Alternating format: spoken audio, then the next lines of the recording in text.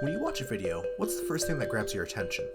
I'll save you some time and just tell you right now that it's audio. Audio quality can make or break a video, and if you click on a video and the audio sounds like it was recorded on a potato, unless the video is a niche topic or the only video available, viewers are more than likely going to click off and find another video. Recently, I felt myself becoming less enamored with my current mic, the Blue Snowball Ice, which I'm recording this intro with now, and while browsing other mics, I happened to find a great deal on, getting ready for the mic swap, the HyperX Quadcast Microphone. I know what you're thinking. Well, is the Quadcast good?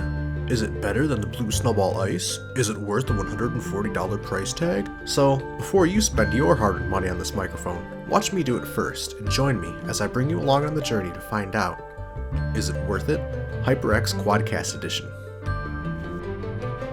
Let me just first start by saying that I really enjoyed using my Blue Snowball Ice. In addition to being a good mic, it was actually a gift from a friend that enabled me to take that initial step up in audio quality from just recording on my old headset microphone, so it holds some sentimental value as well. That being said, while it is a good mic, I found that as I was recording and using it more and more, it was beginning to hinder me more than help me. Most of this came down to the build and design of the microphone itself, namely the positioning ability, the amount of desk space it took up, and the lack of any fine-tuning options. Coincidentally, the HyperX does have all these options, which is what led to me purchasing it. Obviously, there are a lot of different microphones out there and a plethora of microphone brands. However, as opposed to my headset purchase where I spent my time mulling over multiple different options, this was a bit more of an impulse purchase as it was on sale for a limited time. However, having enjoyed the other HyperX product I used in the past, my HyperX Cloud 2 headset, I felt comfortable and confident that this mic would be worth it. Not to mention I have a few friends who use it, and I've seen a lot of other content creators or streamers who use it as well. Positioning ability was the first major problem I had with my Snowball Ice.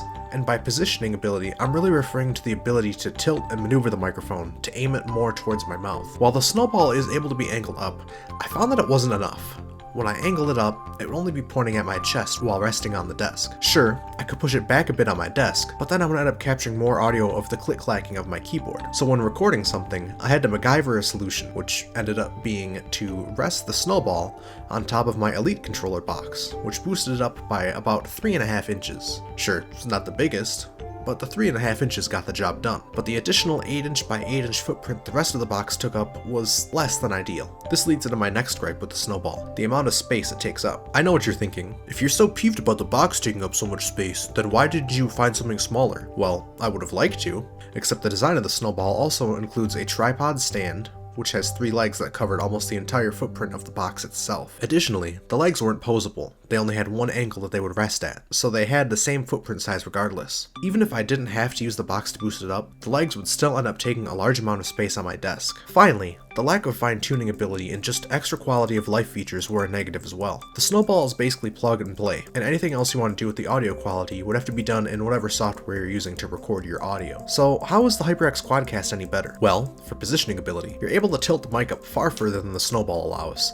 so I'm able to angle it up more towards my mouth, and I don't have to use the Elite box to boost it up. The Quadcast also takes up less space, utilizing a small rounded pad as opposed to the tripod leg design of the Snowball. This allows it to fit in a bit better next to the rest of my peripherals on my desk. Finally, it has some extra features as opposed to the Snowball. It includes buttons and knobs that allow you to mute the mic, adjust the gain, and switch the polar recording pattern. Additionally, it has a built-in pop filter to block out some of the more harsh noises you might get while recording, and it also has a built-in anti-vibration shock mount to mitigate any potential loud noises you might get while recording. I'll go into those more in detail in a bit. I'll take this moment to point out that there is another version of this microphone as well, called the HyperX Quadcast S. While I initially thought that the S meant special, or that it had some cool extra abilities, while looking into it further, it seems that the only feature that the S has that the normal Quadcast doesn't is the ability to change the color of the RGB lights inside the microphone. It also comes in white and black, while the normal Quadcast only comes in black. So if you're really into RGB lights and want all your whole battle station to match, or if you have an all-white setup, just be aware that you'll have to drop an extra $20. Before I get into the mic itself, we've got to do the price breakdown. As usual, no, this video wasn't sponsored, and no, I didn't receive this product for free, much to the dismay of my wallet. The HyperX Quadcast normally retails for $140, with a $160 price tag for the Quadcast S if that's more your speed. That's a bit steep for a mic in my book, but being the savvy shopper I am, I managed to snag it on sale for $69.99, and they also had a 15% off coupon. This brought my total price before tax to $59.50, so in total, 57.5% off. You do not know how long it took me to figure this out. Surprisingly, this was straight from HyperX's website, and it was actually the lowest price that I found that wasn't refurbished.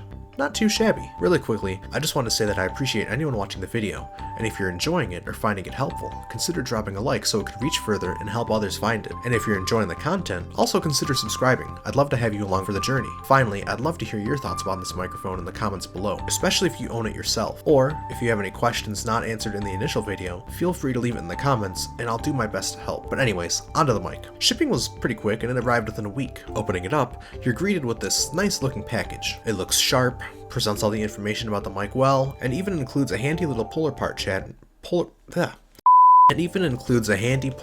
chart on one side. Opening the box up, you'll find a plastic shell, which, once opened, reveals the HyperX Quadcast itself. Included inside the shell is the mic on the stand, a USB-A to micro USB cable to plug the mic in. Also included is a mount adapter threaded in both 3/8 inch and 5/8 inch, which allows you to mount the Quadcast to a mic arm if you have one. While I don't have a mic arm and it's useless to me, I really have to applaud HyperX for including this with the microphone. It would have been so easy for them to sell this separately for the microphone and just make an easy $10 to $20 extra if you wanted to mount it on an arm. Including this adapter was a good business move in my book, and it made me respect them a little bit more. The first thing I noticed after taking the microphone out of its packaging was how slim of a form factor it had. Despite being taller than the Snowball, the smaller base gives it just a much slimmer and form-fitting footprint on my desk. The black and red color scheme is also a classic combo, and it looks just as good here as you'd expect it to. The black of the mic mixes very well with the red elastic bands on the shock mount and the red lights inside the mic to give it a very uniform and sharp look while both on and off. Examining the mic further, the first thing you'll notice is the mute logo on top of the mic. This allows you to simply tap the top of the mic to quickly mute it. No more having to go into Discord and hit mute while playing, as it's built directly into the mic. It's a small but useful feature to have. Plus, muting it turns off the light, so it's easier for you to notice if you accidentally forgot to turn your mic back on after muting it. Next, at the bottom of the mic underneath the HyperX logo,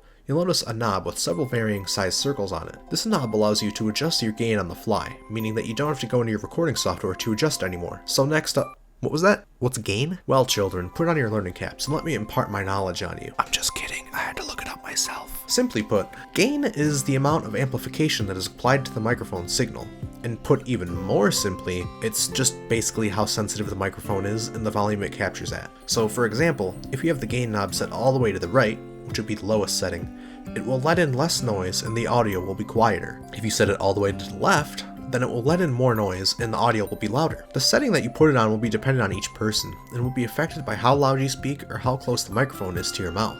Turning the microphone around, on the back you'll first see the micro USB port where you plug the mic in. Next to it is also a headphone jack, which allows you to listen to and monitor your audio while you're recording it. Finally, above the ports is the final big feature of the microphone, the 4 selectable polar recording patterns. This allows you to choose between 4 different ways of recording your audio, allowing you to optimize it for whatever situation you're recording and let in as little or as much sound as you want. I hope you didn't throw your learning caps away, because you're going to need it again, as I give you a lesson in polar patterns. First up is stereo, which records pretty much everything but behind the mic. This would be a good option for recording vocals or instruments. Next up is the omnidirectional pattern, which, as the name might imply, records from all directions and captures everything. This is good for recording multiple people at once for things like podcasts, discussions, or conference calls. The third pattern is cardioid. This option is a bit like a narrower stereo setting with a smaller capture area and really focusing in more on one sound source. This option will also be good for voiceover, streaming, podcasts, or instruments. Finally, the last setting is bidirectional. This is kind of like the omnidirectional pattern, but only captures 2 directions instead of all 4. This option would best be suited for face-to-face interviews when you need to capture 2 speakers having a conversation or a discussion. This is a really neat feature in my opinion, firstly because the Snowball Ice only recorded it in cardioid, and secondly, it just allows this microphone to have so much more versatility. Are you streaming?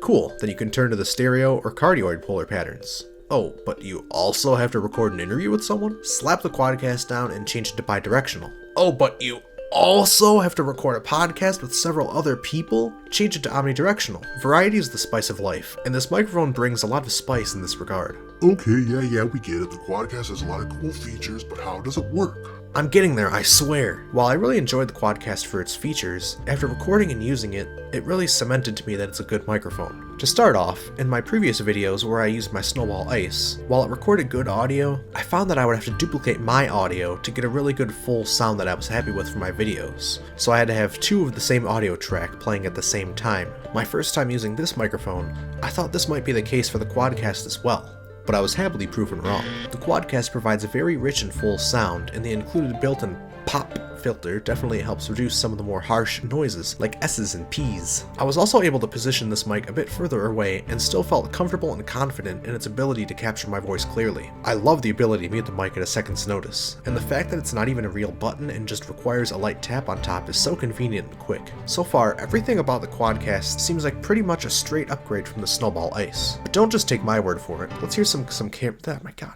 Let's hear some comparisons. I'll be playing snippets of me recording with both of these microphones in different scenarios, from one track to multi-tracks, etc, etc. So without further ado, let's get on with some of the testing. This is a recording of the microphone with the gain all the way up. And this is the microphone with me speaking at the same volume with the gain turned all the way down. Here's a recording of the Blue Snowball Ice on one audio track. Here's a recording of the HyperX Quadcast on one audio track. Here's a recording of the Blue Snowball Ice on two audio tracks. Here's a recording of the HyperX Quadcast on two audio tracks. Now we're going to test out the shock mount adapter on the HyperX Quadcast.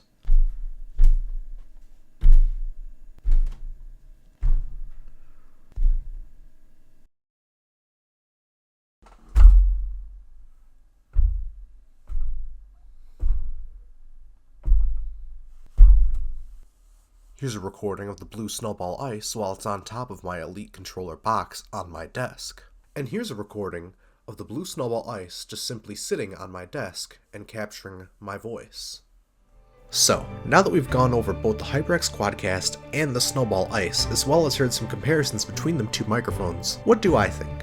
Well, like I said before, I think that the Snowball Ice is still a good microphone, but I think it's definitely more of a niche option. If you're really into audio and adding lots of filters and modifying settings in your recording software, I don't doubt that you can get the microphone to sound pretty good. However, I think that the HyperX Quadcast is definitely the easier to use option. Additionally, the quality of life features it includes, like the tap to mute button, the pop filter, the gain control, and the multiple recording patterns, definitely just gives it a step up above the Snowball Ice in my book. I've really enjoyed using this microphone so far, and I feel like it's led to my audio being clearer. So it's worth it, right? Well, hold your horses. While yes, I really enjoy this microphone, there's one caveat that I have with it, and it has to do with the price. While this might just be me being cheap or picky, I'm just not sure I could justify purchasing this at the full price of $140 or $160 for the S version. Again, this might just be me, but seeing as how I don't find myself using this microphone a lot, like my SteelSeries Arctis Nova Pro headset, I feel as though I'm less inclined to drop a lot more money on it. Additionally, I feel like every time I've looked this microphone up for price comparisons while making this video, I see that it's on sale somewhere, whether at Amazon or Best Buy or even HyperX themselves.